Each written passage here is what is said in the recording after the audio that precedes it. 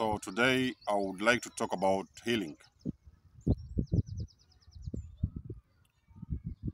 and this will be in relation to narcissistic abuse. But of course, healing, as you guys already know, healing happens in so many different circumstances. People are healing from different things, you know what I mean? But on this channel, I usually focus on the healing after narcissistic abuse. And I'll start this video by saying that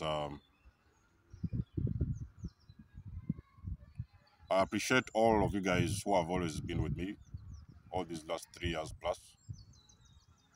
We've been on this healing journey together, and I've continuously shared so many things with you. I've shared with you what I know, you know what I mean? It does not always mean that I know everything, but at least I've been as authentic as I could, and I've shared so many things with you along my journey. I've healed a lot over the years. The things that I'm left to heal now, they are like different things now. I'm not really focusing on narcissism, you know what I mean? So I'm now healing like different things because I've already gotten the narcissism out of the way. So you see, the thing is, there is some few things that you guys need to know. And I'll speak this from experience as a person who was healed from after narcissistic abuse. So there is things that you need to know for a lot of you guys who are just getting out of those entanglements. Healing is a process. That is number one. So there is no time limit. When you're talking about healing after this abuse, there's no time limit. It's a process. You take it one day at a time. You're supposed to be patient with yourself. And in a couple of years, I don't know how fast your healing is going to be, but in a couple of years, you're also going to notice that you're in a better position than you used to be. You know what I mean? So be patient with yourself. That is number one. Don't rush anything. Don't jump from one step to the last one and you skip the most important steps, because healing is going to be done in steps. You know what I mean? Now,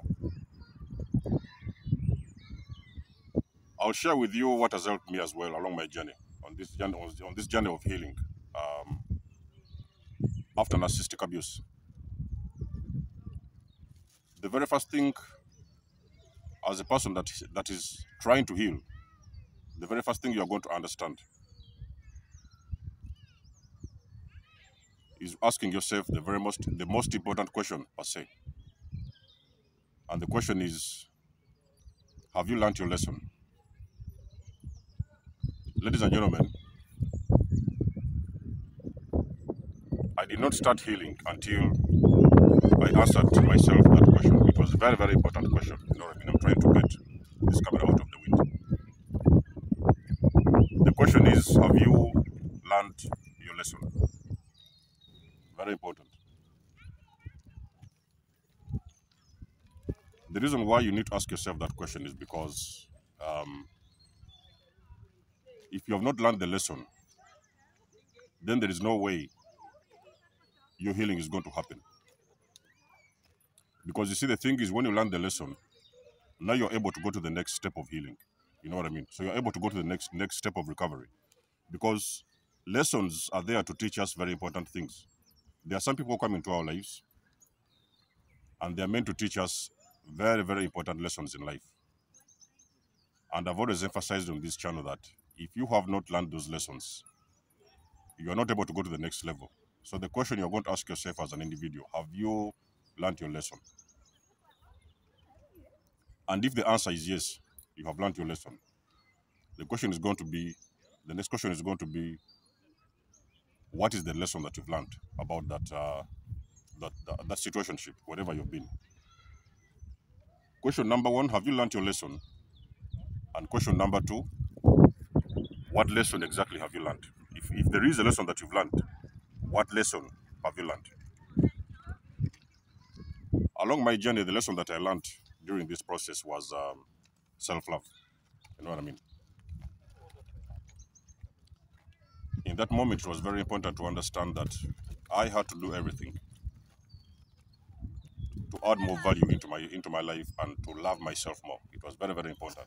You know what I mean? So you need to understand that there is something that they call self-love. The biggest lesson that you have got to learn after this kind of situationships, is self-love. So you need to learn how to love yourself. It's very important. Now, when you finish asking yourself those questions, you're ready to go to the next level. And the next level is going to be separating yourself from toxic people. So you're going to strategize and find a way of separating yourself from toxic people. Guys, I'm not sure if there's going to be a wind in this video. If it happens, I'm trying to protect the camera. You're going to go to the next level, which is actually vacating the vicinity of those toxic individuals. So it is time for you to leave those guys. And when we're talking about leaving those guys, I know it is very difficult. I've told you guys it's very, very difficult to leave those people. But you're going to make a decision. You are going to be forced, actually. You're going to be cornered somewhere and be pushed into a corner to make a decision. The decision you're going to make at that moment is you're going to now leave those people.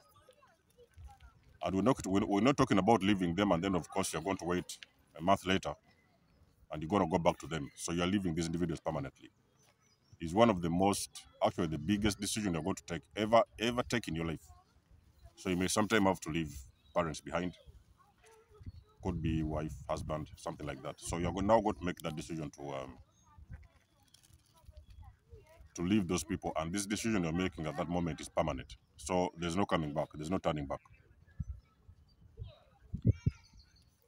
Now, when you have overcome that challenge of leaving them, finally you find a way how to leave them. You know, you find your safe spot. I've talked about a safe zone in my videos. So you're going to leave those individuals and you have got to go far away, as far as you can. As far as you can away. If you can't, well, it's understandable if they're still in that vicinity. So in that case, you might have to establish like very, very strong boundaries for yourself so that they don't keep on coming back to you, which they're going to do anyway, because we all know that they always come in and don't come in and out and swinging out of people's lives. But the thing is, you're going to establish for yourself a safe zone. Now, that safe zone is a place that is going to be known by only the people that you trust. You know, it is going to be known by the people that you trust. So nobody is supposed to know where you are. That is very important. So it's some kind of a self-isolation. You're going to isolate yourself from the public. The reason why you are isolating yourself from the public is because when people continuously know where you are, they are going to actually interrupt your healing process. So when people know where you live, you know, they're always going to come around. Oh, come on, let's go that way and let's go this way. Let's do this and let's do that. And sometimes you're going to get involved with very meaningless conversations, and they are going to distract your healing process. That is very important. So you're actually going to go ahead and find a safe zone where nobody knows. You can trust one friend or two. I don't know, depending on how many friends you have around you. But me personally, I did this thing by myself. So I did not let anyone interrupt my healing process because I knew this was something that was supposed to be done. It was supposed to be done by me personally, and I was supposed to participate 100% in this process. So I did not want anybody to come around and interrupt the process. So I refused engaging family members in those days. I refused to engage people that used to be part of me that I used to know. So I refused to be interrupted during that process. It was very important.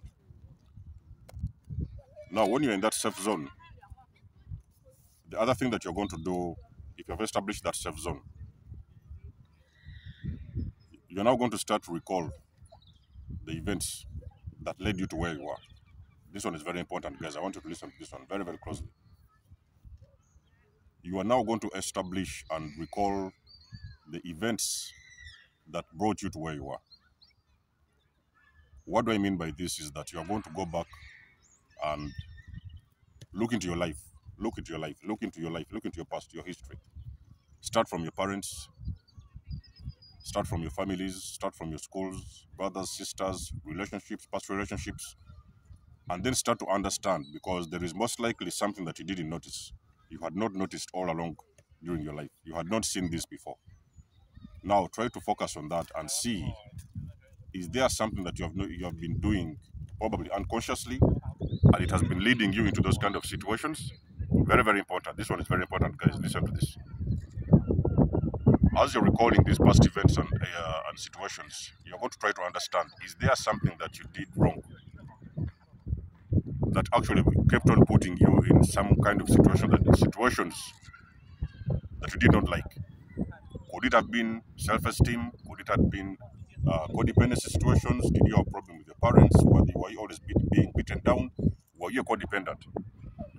Because a lot of people who are into this abuse, who have been into this abuse, it's like a lot of them, they have got these codependency problems, the codependency situation, you know what I mean? So a lot of empaths around the world, they have got codependency issues. They like relying on other people for validation, you know what I mean? Now, when you establish that, you might notice that you're going to come to that realization that actually the problem was most likely not your ex. So it could have been a problem that actually you have personally participated in that problem without even knowing it. What do I mean by this is because you could have had codependency issues and you were usually used to giving away your power, even sometimes to toxic individuals without knowing it. You know what I mean? And it's going to be a hard pill to swallow, ladies and gentlemen. For you to understand that you've been a codependent all this time, probably you've had issues with your family, very toxic families, and you have usually given away your power to people, other people around you, outside of you. So you have taken your power from inside of you because you cannot love yourself enough.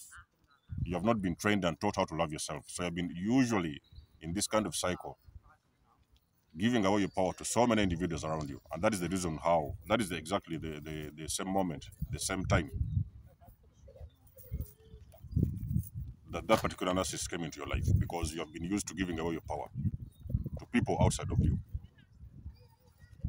Now, when you establish those things, come to terms with it and understand that, okay, so you have unconsciously been able to participate in this kind of situationships without you knowing it. You know what I mean? So you have been a participant in these cases and usually you didn't know this. Very, very important. When you establish that, ladies and gentlemen, your healing is going to start to take off. The other thing what you're going to do now is understanding what the problem is all about. So you're now going to start to educate yourself. You know what I mean? So you're going to go into a period of educating yourself. You're going to educate yourself about narcissists. I don't know if you've been dealing with a sociopath or a psychopath. Everybody has got different toxic people that they've been involved with. Now you're going to start to try to understand these individuals. Who are they? What are they all about? There is a lot of information these days. We are very lucky that there's internet. There's this internet now, because back in the days, you would not get this information anywhere. So now you're going to start educating yourself step by step and learning more and more each day about these people. How do they operate? How do they come into your life? What do they want? What are they after? Now you start to educate yourself step by step, day by day, and understand where you have been. Very, very important. So basically, the more you educate yourself, you're going to realize that actually you're getting more information and more enlightenment. And that enlightenment is actually pushing you far away. We're talking about emotionally. It's pushing you actually far away from those individuals, those toxic individuals, because now you're starting to read and understand everything that has been happening behind the veil. So it's pushing you far away from them. And sometimes you're gaining some kind of immunity, because the more you learn, the more you know, is the more you understand how to protect yourself. You know what I mean? Should they keep on coming in that kind of cycle, you're able to stop those cycles. You know what I mean? So you keep on educating yourself, but also most importantly, it's very, very important to understand, ladies and gentlemen, who is helping you. Ladies and gentlemen, it's important to know who is helping you. Where are you getting your information? Because me personally, in my journey, I remember I did not allow myself to follow narcissists. I was not following any narcissists. You know what I mean? I used to see them sometimes, they would be online, they would come online. But I refused to follow them for one particular reason, because I did not want to learn what I need to do from the abusers themselves. I did not have anything to do with that kind of energy because I'd already experienced that energy and I knew what that energy was all about. So I did not want to participate in that kind of energy. So I relied on the survivors. You know what I mean? My own self, my personal self, I relied strongly on survivors. So I used to go and research a lot of these survivors who have been there. And I'm talking about real survivors and real empaths. I would go there, I learned from them, of course. I used to learn a few things from them. I did my research. And the more I learned, the more I detached. The more I learned, the more I detached. And then I figured out that actually I'm able to now release this person emotionally, like really, really emotionally from the deep core. I was able to leave this person, to detach myself from this person emotionally.